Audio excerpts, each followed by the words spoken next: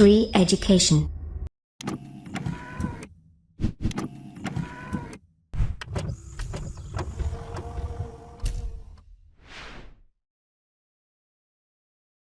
नमस्कार दोस्तों, बहुत बहुत स्वागत करता हूं सभी का मैं श्री एजुकेशन की तरफ से। और मेरा नाम है रवि। तो दोस्तों, आज का वीडियो बहुत ही इंपॉर्टेंट है। जैसा कि आप सभी ने हमारे वीडियो से हम उम्मीद करते हैं आधुनिक भारत का इतिहास जो है वो पढ़ रखा होगा, जहां तक हमने पढ़ाया हुआ है। अगर नहीं पढ़ा तो वीडियो आप देख लीजिए। अब उसके रिलेटेड हम क्वेश्चंस लाए हैं, मोस्ट एक्सपेक्टेड क्वेश्चन जो आपको एग्जाम में मिल ही जाएंगे लगभग, और ये एग्जाम में बहुत बार पूछे भी जा चुके हैं। और मैं उनको इस तरीके से व्यवस्थित करूंगा कि उनके बारे में पूरी डिटेल आसपास की बता दूंगा, ताकि आपका कंसेप्ट भी क्लियर होता जाए। तो ये वीडियो आपके लिए बहुत इंपॉर्टेंट है, इसको पूरा देखिएगा, क्योंकि जितने भी क्वेश्चन आएंगे उससे से कम 10-12 क्वेश्चंस के और आंसर आपको मिल जाएंगे, जो कि आगे एग्जाम में आ सकते हैं। तो चलिए शुरू करते हैं। तो पहला क्वेश्चन है, प्लासी की लड़ाई में अंग्रेजी सेना का नेतृत्व किसने किया था? तो सबसे पहले हम बहुत ही सिंपल क्वेश्चन से शुरुआत करेंगे। प्लासी की लड़ाई, तो इसका आंसर तो मैं बता देता हूँ, बहुत सिंपल है। रॉबर्ट क्लाइव ने किया था। किसने किया था? रॉबर्ट क्लाइव ने किया था। तो मगर इसके रिलेटेड देखिए, सबसे पहले आप जानिए प्लासी की लड़ाई जो हुई थी ये कब हुई थी। तो प्लासी की लड़ाई आप सबसे पहले जानिए 23 जून को हुई थी 1757। 23 जून 1757 को हुई थी प्लासी की लड़ाई। ये कहाँ हुई थी? प्लासी गांव में हुई थी। ये जो प्लासी की लड़ाई है, प्लासी एक गांव में हुई थी, जो कहाँ पे है? ये मुर्शिदाबाद से 22 किलोमीटर की दूरी पर है। मुर्शिदाबाद से 22 किलोमीटर की दूरी पर है। मुर्शिदाबाद आप जानते होंगे वेस्ट बंगाल में है। अरे बंगाल में लड़ाई हुई थी ना ये। इस लड़ाई में कौन कौन था? बंगाल का नवाब जिसका नाम था सिराजुद्दौला, जिसको आप सब जानते हैं, सिराजुद्दौला। सिराजुद्दौला और वर्सेस किसकी हुई थी? Robert Clive. रॉबर्ट क्लाइव की हुई थी। ठीक है। अब सिराजुद्दौला और रॉबर्ट क्लाइव की हुई थी, एक तरफा लड़ाई थी, क्योंकि जो सिराजुद्दौला का एक वो था, सेनापति था, जिसका नाम था मीर जाफर। क्या नाम था? मीर जाफर। उसने दगाबाजी की थी, सिराजुद्दौला को धोखा दिया था, इसलिए सिराजुद्दौला की हार हो गई थी रॉबर्ट क्लाइव से, जो कि रॉबर्ट क्लाइव नेतृत्व कर रहे थे ईस्ट इंडिया कंपनी की तरफ से, अंग्रेजी ईस्ट इंडिया कंपनी की तरफ से। मीर जाफर जो था ना, ये बहुत ही लालची था। इसको बहुत ही सपना था, दिन रात उठते बैठते यही सपना देखता था, मैं कब बन जाऊं नवाब बंगाल का। तो इसको मौका मिला, इसने धोखा दे दिया। मगर नवाब तो बना दिया रॉबर्ट क्लाइव ने इसको अगला, मगर ये कठपुतली रहा। इसको जो सब दरबारी थे ना, इसके दरबारी सब बोलते थे, ये क्लाइव अंग्रेज का ये कठपुतली है, अंग्रेज की इशारों पे नाचता ही है। ठीक है। तो सारी पावर तो इनके हाथ में थी, इसको नाम का रखा था मीर जाफर।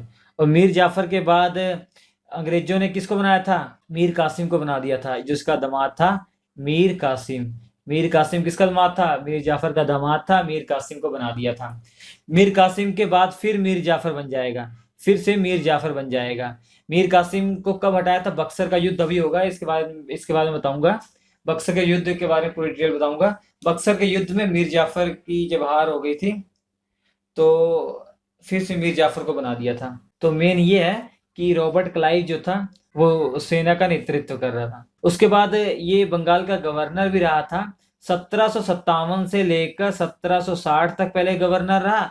उसके बाद फिर इंग्लैंड चला गया, फिर वापस कब आया था? 1765 से 1700, ये 65 है, 1765 से 1767 तक फिर रहा। 2 पाली में ये गवर्नर रहा। याद रखिए, ये बंगाल का गवर्नर था, गवर्नर जनरल नहीं था। गवर्नर जनरल तो 1773 के बाद आएंगे, जब एक रेगुलेटिंग एक्ट पास हुआ था 1773 में। उसके बाद इसको बंगाल का गवर्नर बनाया गया था 1773 में।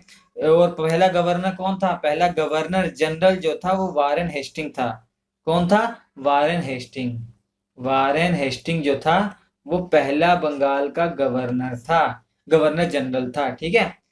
पहले गवर्नर जनरल बंगाल का हुआ करते थे, उसके बाद फिर भारत का हो जाएंगे ये गवर्नर जनरल। उसके बाद जो है वायसराय कहलाएंगे। तो रॉबर्ट क्लाइव के बारे में आप जान गए। ठीक है। ये 2 बार बंगाल का गवर्नर बना था, ओनली गवर्नर 2 बार। ये सबसे पहले बहुत ही सिंपल तरीके से आया था, केवल सेना में आया था, सेना में भर्ती हुआ था मिलिट्री में उनकी। बहुत छोटे पद पे था, धीरे धीरे अपनी कुछ भी तरीके से, अपनी बहादुरी वजह से, किसी तरीके से, टैलेंट की वजह से ऊपर आता गया और बाद में गवर्नर बन गया था। बाद में जाके ना इसने आत्महत्या भी कर ली थी। इंग्लैंड जाके इसने आत्महत्या कर ली थी, अब पता नहीं क्यों की थी, इंग्लैंड में जाके इसने आत्महत्या कर ली थी। उसका देखिए अगला क्वेश्चन है, बक्सर के युद्ध में अंग्रेजी सेना का नेतृत्व किसने किया था? तो याद रखिए चला गया था 1760 में, वो चला गया था क्लाइव। अगर वो ना गया होता तो बक्सर के युद्ध में भी वही नेतृत्व करता, मगर वो चला गया था। तो नेतृत्व किसने किया था? हेक्टर मुनरो ने किया था, हेक्टर मुनरो ने किया था। और ये बक्सर का जो युद्ध हुआ था ये कब हुआ था? 23 अक्टूबर 1764 में हुआ था। 23 अक्टूबर 1764 में हुआ था। किसके किसके बीच में हुआ था? हमने आपको बताया सिराजुद्दौला के बाद कौन आया था? मीर जाफर, जिसने धोखा दिया था। मीर जाफर के बाद आया था उसका दामाद मीर कासिम। मीर कासिम, ठीक है, मीर कासिम आया। तो मीर कासिम ने सबसे पहला एक काम किया था, आप याद रखिए, उसने अपनी राजधानी को मुर्शिदाबाद से मुंगेर कन्वर्ट कर दिया था। मुर्शिदाबाद से मुंगेर। मुर्शिदाबाद कहाँ पे है? बंगाल में है, वेस्ट बंगाल में है। मुंगेर ये बिहार में था, ठीक है, बिहार में है अभी। मुंगेर इसने स्थानांतरित कर दिया, क्योंकि बहुत चालाक था मीर कासिम। इसको पता था कि मेरे ससुर की इन्होंने ऐसी तैसी कर दी है, उसको कठपुतली बना दिया। तो इसने दिमाग लगाया कि देखा कि मुर्शिदाबाद में ये खतरनाक है, तो इसने मुंगेर में अपना स्थापित कर दिया, वहां किला वाला बनवा दिया था, पूरा घेरेबंदी ने करवा दी थी। तो फिर बाद में मीर कासिम जो है, मीर कासिम के साथ हुआ था ये इस बक्सर का युद्ध। याद रखिए मीर कासिम उस समय अकेला नहीं था, मीर कासिम के साथ अवध का नवाब था जिसका नाम था सुजाउद्दौला। सुजाउद्दौला नाम था, ठीक है, अवध का नवाब। अवध का नवाब, अवध का नवाब जिसका नाम क्या था? शुजाउद्दौला। शुजाउद्दौला जिनका नाम था शुजाउद्दौला। और कौन था? मुगल बादशाह था जिसका नाम आप जानते होंगे, शाह आलम द्वितीय। शाह आलम द्वितीय, शाह आलम सेकंड, ठीक है, शाह आलम सेकंड। और इन तीनों की हार हो गई थी। शुजाउद्दौला जो थे और शाह आलम ने क्या कर दिया? सरेंडर कर दिया, भैया हम हार गए हैं। मगर इसको पता था मीर कासिम को कि मैं तो पकड़ा जाऊंगा तो मार डालेंगे मुझे, तो मीर कासिम भाग गया था। मीर कासिम भाग गया था और इन दोनों ने अपने आप को सरेंडर कर दिया था, ठीक है। तो ये आपको याद होना चाहिए भैया, ठीक है, याद है आपको, शाबाश। बंगाल का दैत्य शासन कब तक चला? दैत्य शासन नाम से पता लग रहा है कि दो शासन, एक ही राज्य में दो दो शासन होते थे। तो एक तो बंगाल के नवाबों के जो शासन थे, बंगाल के नवाब तो नाम मात्र हो गए थे, आप देख ही रहे हैं। 1765 से 1772 तक चला है बंगाल का दैत्य शासन। तो 1765 में किसने स्टार्ट किया था? रॉबर्ट क्लाइव जब दोबारा आया था ना, उसने स्टार्ट किया था। हमने आपको बताया कि जो है रॉबर्ट क्लाइव दो बार गवर्नर बना था, एक बार 57 से लेकर 60 तक, फिर 65 से लेकर 67 तक, ठीक है।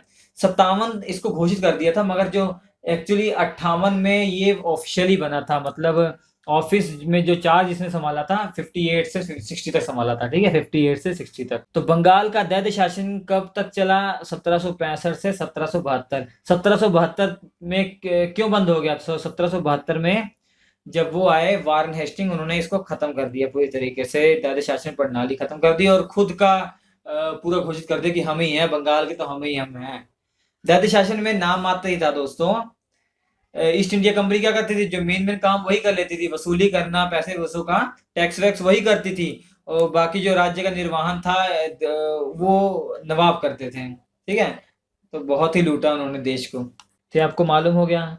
और लॉर्ड वेल्लेसली द्वारा प्रस्तावित सहायक संधि को स्वीकार करने वाला सबसे पहला भारतीय राज्य शासक कौन था? हैदराबाद का नवाब। तो हैदराबाद जो था ऐसा पहला राज्य था जिसने लॉर्ड वेलेस्ली द्वारा जो सहायक संधि स्टार्ट की गई थी वो अपनाई थी। अब मैं आपको बता देता हूँ सहायक संधि में होता क्या था। सहायक संधि दोस्तों इस प्रकार की थी, इसमें भारतीय राजा जो थे ना, उनको अपना जो विदेशी संबंध बनाना है, एक दूसरे विदेश से संबंध बनाना, बाहर बनाना है, तो वो ईस्ट इंडिया कंपनी के नियंत्रण में सब कुछ करना पड़ेगा। बिना पूछे उनसे इजाजत लिए किसी से भी आप कोई भी सलाह नहीं ले सकते। आपने आज भी इवन अपने आसपास के जो राज्य हैं उनसे भी कुछ आप वो नहीं कर सकते हैं ऐसे। और आपको क्या करना पड़ता था कि अपने राज्य में एक अंग्रेजी रेजिमेंट को रखना पड़ता था। तो कुल मिला जुला के वो मतलब उनका पूरा अधिकार हुआ करता था। ठीक है, तो हैदराबाद ने सबसे पहले अपनाई थी। कब अपनाई थी ये भी पूछा जा सकता है, तो 1798 में अपनाई थी। 1798 में अपनाई थी। इसके बाद मैसूर ने अपना ली थी। मैसूर ने अपना क्या ली थी? 1799 में टीपू सुल्तान की मृत्यु हो गई थी। उसके बाद ये पूरा उनके वो हो गया था। ठीक है, टीपू सुल्तान फोर्थ जो एंग्ला मैसूर युद्ध था उसमें मारा गया था टीपू सुल्तान। उसके बाद 1799 के लास्ट में अक्टूबर के महीने में तंजौर जो था, तंजौर जो वो राज्य था उसको सहायक संधि से अधीन कर लिया था, फिर अवध अधीन कर लिया था। ऐसे धीरे धीरे सब करते गए। ठीक है, तो ये अब मेन ये है कि सहायक संधि किसने स्टार्ट की थी? लॉर्ड वेलेजली ने स्टार्ट की थी। लॉर्ड वेलेजली ने। लॉर्ड वेलेजली जो है भारत बंगाल का गवर्नर जनरल था। कब से कब तक? 1798 से 1805 तक। जितने भी गवर्नर जनरल आएंगे वो कोई ना कोई कांड करते ही रहते थे। ठीक है, अपने शासन को बढ़ाने के लिए, अपनी पावर को बढ़ाने के लिए। अब देखिए, इसके बाद क्वेश्चन है तीसरा, आंग्ला मैसूर युद्ध को रोकने के लिए टीपू सुल्तान ने अंग्रेजों के साथ कौन सी संधि की थी? तो श्रीरंगपट्टनम की संधि की थी। श्रीरंगपट्टनम की संधि की थी। ठीक है, और मैं आपको पूरी डिटेल बता देता हूँ इसके बारे में। मतलब पहले से लेकर चौथे तक। सबसे पहले ये जानिए, 4 आंग्ला मैसूर युद्ध हुए थे। पहला, दूसरा, तीसरा, चौथा, 4 आंग्ला मैसूर युद्ध हुए थे। पहला जो था वो हैदर अली, हैदर अली जो मैसूर का शासक था, टीपू सुल्तान का पिता। टीपू सुल्तान के जो पिता थे वो हैदर अली था। उनका नाम क्या नाम था? हैदर अली। तो हैदर अली के टाइम पे ये पहला ये युद्ध हुआ था, एंग्ला मैसूर युद्ध। कब से कब तक हुआ था ये पूछा जाता है। 1767 से 2 साल तक चला था, 69 तक चला था। 1767 से 69 तक चला था। और इसमें जो संधि हुई थी वो हुई थी मद्रास की संधि। कौन सी संधि? मद्रास की संधि हुई थी। ठीक है, और देख सकते हैं 1773 के बाद वो गवर्नर जनरल बने थे, तो यहाँ पे कोई भी गवर्नर जनरल नहीं है। तो आपसे पूछा जाएगा कि जो बाकी जो 3 हैं, एंग्ला मैसूर युद्ध, दूसरा, तीसरा, चौथा, इसमें ये भी पूछा जाता है कि कौन कौन सी संधियां हैं और उस समय कौन कौन से गवर्नर जनरल थे। तो आपको ये आना चाहिए। ठीक है, और दूसरे में भी हैदर अली था, वो मृत्यु हो गई थी। हैदर अली की मृत्यु हो गई थी दूसरे एंग्ला मैसूर युद्ध में। और इसमें कौन सी संधि हुई थी? मंगलोर की संधि हुई थी। किसके साथ? इसके बेटे टीपू सुल्तान के साथ मंगलोर, मंगलोर की संधि हुई थी। ये युद्ध कब से कब तक हुआ था? 1780 से 84 तक हुआ था। अब क्योंकि हम जानते हैं 1773 के बाद यहाँ पे गवर्नर जनरल आ गए थे, तो कौन गवर्नर जनरल था बच्चों? तो ये वॉरेन हेस्टिंग था। कौन था? Warren Hasting. कौन था? Warren Hasting. Warren Hasting. ठीक है, वॉरेन हेस्टिंग, जो कि आप जानते ही हैं भारत का पहला गवर्नर जनरल था। उसके बाद आपको मालूम होना चाहिए कि जो थर्ड युद्ध हुआ था वो किसके बीच में हुआ था उस टाइम? तो ये इसका बेटा ही था, टीपू सुल्तान। क्या नाम था? टीपू सुल्तान। टीपू सुल्तान। कब से कब तक हुआ था? 1790 से 92 तक हुआ था। 1790 से 92 तक हुआ था। सबसे पहले कौन सी संधि हुई थी? हमने बता ही दिया, श्रीरंगपट्टनम की संधि हुई थी। उस समय कौन था वो अंग्रेजों की तरफ से गवर्नर जनरल? तो याद रखिए, कॉर्नवालिस था। कॉर्नवालिस भैया, कॉर्नवालिस था। कॉर्नवालिस। दो उसके कान पे 2 थप्पड़। ठीक है, चौथा देखिए कौन था? चौथा जो था ये कब हुआ था? टीपू सुल्तान के टाइम पे हुआ था। इसमें मृत्यु हो गई थी। चौथे में मृत्यु हो गई थी। चौथे में मृत्यु हो गई थी, 1799 में हुआ था। तो 1799 में मृत्यु हो गई थी। उसके बाद सहायक संधि से उसको मैसूर को अपने अधीन कर लिया था। हमने आपको बता दिया है। तो उस समय कौन होगा दोस्तों? उस समय लॉर्ड वेलेजली तो होगा, क्योंकि सहायक संधि उसी ने तो स्टार्ट की थी। लॉर्ड वेलेजली ने सहायक संधि स्टार्ट की थी, और 1799 में टीपू सुल्तान की मृत्यु हो गई थी। और संधि कौन सी हुई थी? कोई संधि नहीं होगी, क्योंकि मृत्यु हो गई। अब कौन सी संधि? ठीक है, चलिए अगला जो क्वेश्चन है, संगोला की संधि किस पेशवा के साथ हुई थी? याद रखिए, संगोला है, संगोला, संगोला। ठीक है, संगोला की संधि से किस पेशवा का संबंध है? संगोली नहीं है, संगोली। संगोली आ जाए तो डिफरेंट है। संगोली जो संधि हुई थी वो ईस्ट इंडिया कंपनी और नेपाल के बीच में हुई थी। ये संगोला की संधि है। संगोला की संधि जो है उस किससे संबंध है? बालाजी बाजीराव। और ये तो पेशवा थे। ये क्या थे? पेशवा वर्सेस जो छत्रपति थे। छत्रपति शिवाजी के वंशज थे, राजा राम द्वितीय। राजा राम सेकंड उनके बीच में हुई थी। पेशवा और छत्रपति के बीच में पेशवा की ओर से बालाजी बाजीराव थे और छत्रपति की ओर से कौन थे? राजा राम सेकंड। याद रखिए राजा राम सेकंड, क्योंकि राजा राम फर्स्ट जो थे इनके दादाजी थे। ताराबाई के हस्बैंड राजा राम थे, ये ताराबाई के पोते थे। इनके पिताजी का नाम शिवाजी द्वितीय था। क्या नाम था? शिवाजी द्वितीय, जो कि ताराबाई के बेटे थे। समझ में आया कि नहीं? ताराबाई के बेटे शिवाजी सेकंड, शिवाजी के बेटे राजा राम। 1750 में हुई थी। 1749 में जब मृत्यु हो गई थी किसकी? शाहू जी की मृत्यु हो गई थी। शाहू जी अब कौन थे? ये आपके स्क्रीन पर एक वीडियो आ रहा है, ऐसा वीडियो आप जाकर देख लीजिए। हमारे क्रैश कोर्स में आपको पूरी डिटेल मिल जाएगी मराठा साम्राज्य के बारे में, सब आपको मतलब पता लग जाएगा। तो 1749 में शाहू जी की मृत्यु हो गई थी। तो उसके बाद क्या हुआ? उनका कोई पुत्र नहीं था, तो इनको अगला छत्रपति बनाया तो गया, मगर नाम मात्र के थे। सारी पावर जो थी पेशवा के पास आ गई थी संगोला की संधि से। अब शिवाजी कौन, ये शाहू जी कौन थे? शाहू जी जो थे वो संभाजी के बेटे थे। संभाजी के बेटे। संभाजी कौन थे? संभाजी छत्रपति शिवाजी के बेटे थे। छत्रपति शिवाजी के दो बेटे थे, एक का नाम था राजा राम, एक का नाम था संभाजी। संभाजी के बेटे शाहू जी, ठीक है। और दूसरी तरफ राजा राम जो कि संभाजी के भाई थे, उनकी वाइफ का नाम ताराबाई और उनके लड़के का नाम शिवाजी सेकंड। मैं यहाँ पे एक स्ट्रक्चर बनाता हूँ, आपको समझ में आ जाएगा। पहले कौन है? छत्रपति शिवाजी। छत्रपति शिवाजी, शिवाजी के दो बेटे थे, राजा राम और संभाजी, ठीक है। राजा राम की वाइफ का नाम क्या था? ताराबाई।